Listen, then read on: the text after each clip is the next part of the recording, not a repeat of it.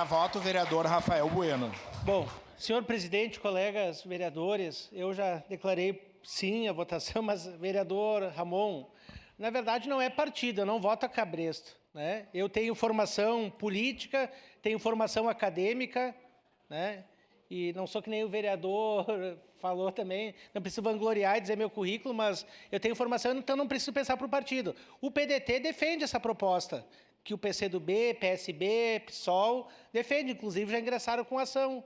Mas eu não sou obrigado a votar pelo que eles pensam. Eu tenho minha posição de vida e é isso que eu sigo. Agora, o que nós temos que tratar são as causas, não as consequências. É isso que a gente está tratando aqui agora. A moção é específica que uma criança de 14 anos, depois da 22ª gestação, ela pode permitir o aborto até o nono mês. Até o dia, até a 22ª semana, desculpa, até o nono mês, até o dia da criança nascer, ela pode ser abortada. Mas como assim, com um dia antes de nascer, a criança pode ser abortada?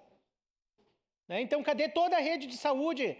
Cadê o Conselho Tutelar? Cadê a UBS? Cadê a escola que falhou? Cadê a igreja? Cadê as instituições que falharam? Até o último dia e não viram?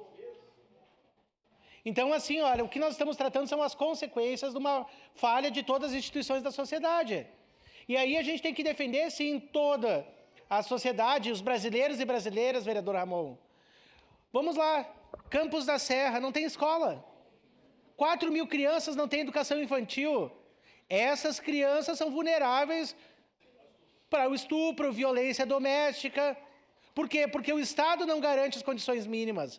Uma criança que tem que acordar às 5 da manhã, andar 2 quilômetros para pegar um ônibus, chegar na escola 2 horas depois, que poderia ter uma qualidade de sono, uma alimentação saudável, muitas vezes o único prato é na escola. Mas não tem contraturno, aquela criança fica vulnerável.